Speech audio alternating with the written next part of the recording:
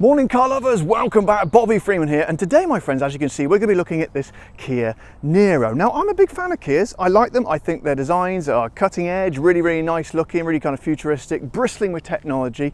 However, this little fella is not, on first glance, the prettiest thing in the world. I'm not particularly impressed with it. It looks like it was kind of designed in a bit of a rush on a Friday afternoon, which is a real shame really, because things like the Sportage, its bigger brother, look absolutely fantastic and really kind of cool. So I'm kind of disappointed on first look of this one. However, it is extraordinarily popular. So we're going to have a look at it today, see why it's so popular, even though it's so, well, ugly. So let's have a look around it. As we come around the front, it's particularly unattractive from this angle, I think, which is a shame because you can see kind of little sort of hints of nice styling cues. This sort of like silver bit that comes on here is quite nice, but I think these lights here are particularly ugly on the front. I don't like that at all, not very nice. Big gaping open mouth here, like it's a sort of doing a Harry Kane kind of mouth breather type thing. Let's go around the side here. Again, look at these alloys. I think we've got 17-inch on these. Kind of nice, but nothing particularly chic about them. Wing mirrors got a nice little, I quite like this. I quite like this kind of, I don't know what that, well, it's obviously an indicator, but I kind of like that, but it's getting desperate if that's the best thing I can find on the car. Side profile, again, pretty ugly and nothing particularly inspiring. Now you do get on these bits here, you can have the options to have those different colour to the body, so it looks I've heard people say it's kind of like an Audi R8, but I think that's being extremely generous. I think it looks, well, if I ordered an R8 and it turned up looking like this, I'd be pretty bloody disappointed. Now the lights on the back, I do kind of quite like this kind of thing that sort of curls around there. It's kind of reminiscent of the Volvo XC60, and that's always a good thing because that's a really nice car, I think. Round the back, not too bad actually. This is the best angle I think on this car. It's kind of, I don't know what it is. It's kind of acceptable, which again is not the best thing. If that's the best thing you can find about a car, you're kind of struggling. I do kind of like this spoiler though. That is nice. I like the little spoiler. It would look even worse out there. I think that does it a lot of favours. Have a look around here. Nice bit of chrome bit down the bottom. That's not too bad, I suppose. Little Niro badge there. I kind of like these little sort of the rails on the top. I always think some cars, although they are a functional object, they can kind of complement the look of the car, particularly on the Porsche Macan, which I featured the other week. By the way, if you want to see the video I did on the Porsche Macan, click on the link on the right. But let's have a look in the boot, shall we? It's a non-power tailgate on this one because it's a bargain basement one which I've got here. We've got a nice size boot here, as you can see, enough room for your electrical wires. You also have a little bit of space down there. If I can tip my gimbal over, that's got the actual partial shelf down there. That's annoying, but you do see there is quite a decent amount of space in there. Also some nice little side bins down there as well to poke stuff in. Any other side bins? Yes, we have another little side bin over here, as we can see. Fairly plasticky and functional in here, but nonetheless a fairly decent space for the type of car it is. Also, what I quite like as well, you've got a nice big chunky handle to pull the boot down with there if you struggle with the normal type of handles, which I do. Now, one good thing about this car is the price, because it's fairly decent. It starts at 36,000 going up to about 40,000. This is the bargain basement model, as I say, so this is about the 36,000. It's got literally nothing on it at all, but it does have a 7-year warranty, which I think is excellent and almost sort of makes up for all the ugliness. Also, all the levels get as standard adaptive cruise control, smartphone integration, and climate control as well, which is well, it's very nice. Now, it's a 64.8 kilowatt battery, and the range is going to be about 258 miles, or that's what Kia tells you. In real terms, when I picked this up, it had just over 200 miles, and apparently it was a full charge. And today's a cold day as well, so it's probably going to be even less. And I did notice as I was driving it goes down pretty worryingly quickly as well. So, but you know, that's electric cars for you. Also, if you whack it on a supercharger, apparently you can get to 80% charge in about 45 minutes. I've never understood why they only give it you in 80% on electric cars. It's very, very strange. But, and again, I would think that's quite a conservative estimate. So I'd take that with a rather large pinch of salt. In fact, sort of a half a handful of salt, in fact. Now, one thing Kia is very good at, and that is interior design, because just look at the lines on this thing. As I said, it is the bargain basement almost. Still, you've got these kind of beautiful kind of sweeping lines going around that kind of follow down here as well. I think these are absolutely excellent. I can't fault it on the way it looks inside. And if we put the starter on as well, You get all sorts of beeps and things whiz around, and you get that over there. I'll press confirm on that. It's like literally like starting up a spaceship. So obviously you've got the digital dash over here, as you expect in a modern electric car, and this kind of sweeps over like all the way over here in one sort of great big unit. This has got the slightly smaller screen. If you go for the higher levels, this screen will come out and sort of fill most of this space here, which is, it looks very, very nice. Kind of reminiscent of the sort of things that BMW and Mercedes are doing in their electric cars as well, when this is all sort of all one unit. Very, very nice.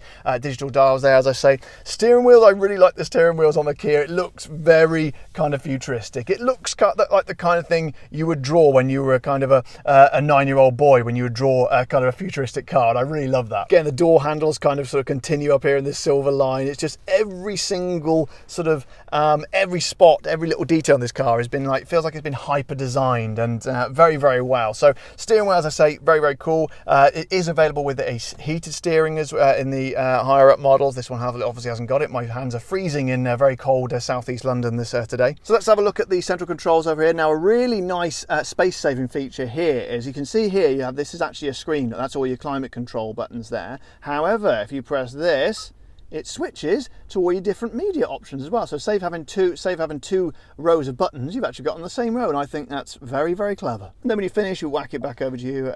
Climate control, awesome. I think that's a really, really good feature. You've got a nice little storage space down here, which is usually wireless charging. I'm not sure if it is on this one. You've got a nice 12 volt old-fashioned charger there. Normal USB there and a USB-C there, literally something for everyone in the USB charging stakes. This is your on button up here. As you can see, as I said, this is the bargain basement model, so we have lots of buttons that don't actually do everything. They would sort of obviously have all your other options on there. That turns your parking control off, that's your parking camera, and this lovely big dial in the middle, which is kind of reminiscent of my Jaguar XF. If you want to see, although it's nothing like this car, if you did want to see the review to that, click on the little banner which is coming up there. And the parking brake over here, although it is automatic as well. Now, one thing I do find a little bit strange and kind of annoying on this car is the use of piano black, because my God, it is a huge expanse of it here. And when I picked this car up, it was covered in greasy, disgusting fingerprints, and that will get scratched up in no time. And that, I think, unless you spec it otherwise, I might be wrong here, I think that kind of comes as standard, because all the ones I've seen have always got that in. So if you're going to get one, my top tip will be, don't get the piano black, because it just looks awful after a few months. The cup holder situation is here. You've got one cup to go there, one cup to go there. You're probably thinking, well, how on earth is my cup going to stay there? But if you press that, as if by magic, the little cup holders kind of appear, and that's kind of cool. I like that. I'm always impressed by a cup holder, and indeed cup holder innovation, and that is cup holder innovation at its finest. And then a little bit more space there just behind the cup holders, and then as we check the armrest out, a vegan leather armrest. You can tell it's vegan leather because it feels like shit. Let's try it out.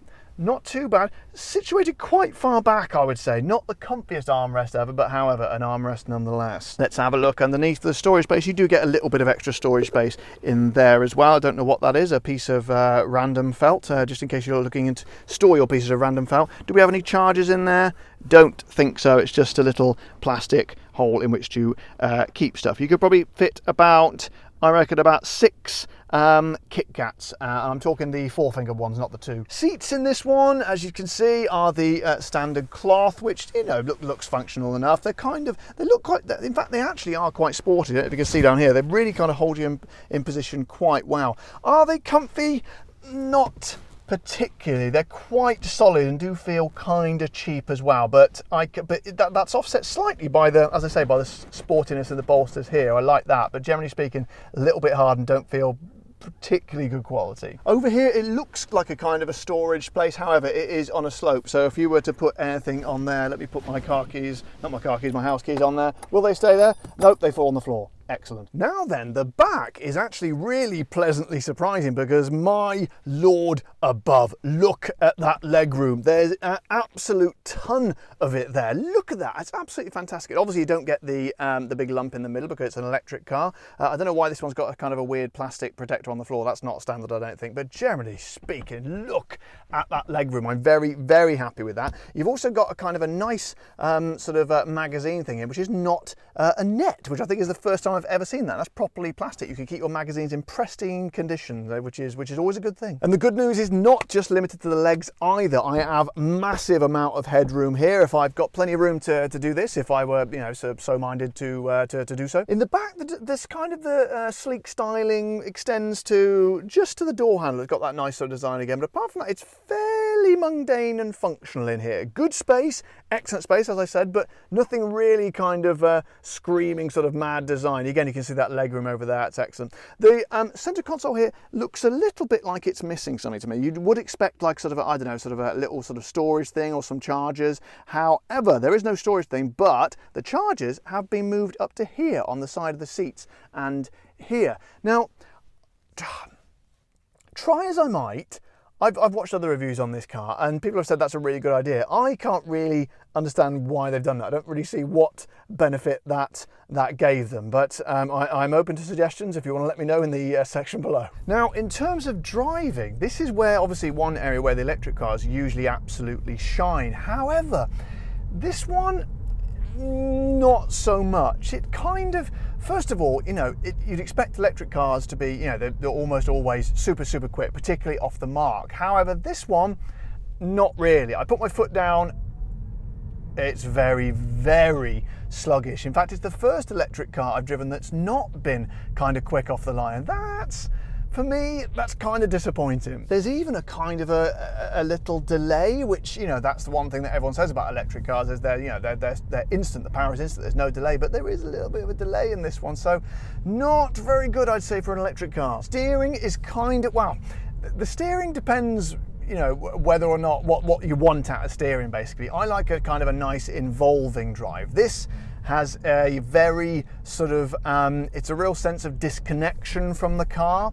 It's like when I'm turning the steering wheel, it's like it's sending a signal to a switch and a sensor, which tells another, which then that sensor sends an algorithm to the wheels and makes them turn. And like I say, for me, that doesn't really work. It's like it's almost like I'm sort of playing a computer game or something. Remember those sort of, you used to get those steering wheels for like the your games console and you know, for a racing game. It seemed like a great idea, but it never really worked. It's given me that sort of feeling. However, as I say, some people won't give a damn about an involving drive and they just want a nice and easy drive. And easy, it most certainly is. In fact, I'd say it's almost too easy. But if you do want something that's not gonna, you know, it's not gonna be heavy, it's gonna be light, and you can whiz it around one finger, then, you know, that's probably gonna be the car for you. Now, I'm just pulling out from a junction here and I'm gonna floor it. Now, flooring it is an interesting concept in this car because the distance between when the throttle is completely up and when it's actually to the floor feels like it's about 1 inch. There's it's a very small distance indeed.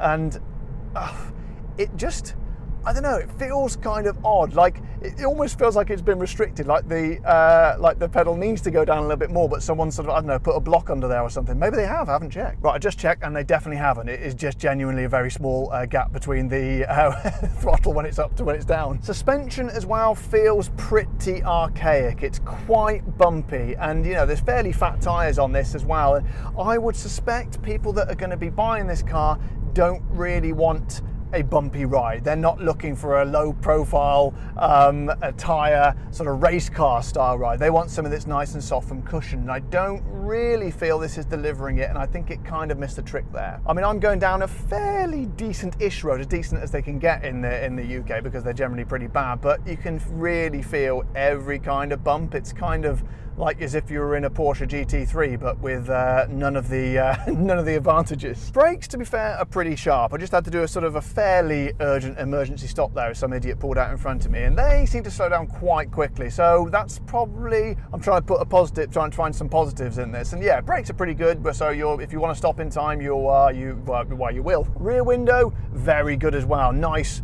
Wide and broad, that's the same thing. Wide, broad and tall window in the back. I like that very much. So in terms of sort of, yeah, how you're going to be able to see as you're driving around, that's pretty good. Also standard in these, in all the levels, is the lane change assist, which is great if you like that sort of thing. Personally, I don't like the car to sort of steer me in a different direction to the one I wanted to go. But if you want that sort of thing, if you find it reassuring, then it's well, you shall be reassured. So guys, as you could probably tell, I'm not really blown away by this Kia today. It's a shame really, because I say I do like Kia. I'm a fan of Kia. It's got a nice few styling touches inside, you know, decent room in the back as well, I'll give it that, and decent boot space as well.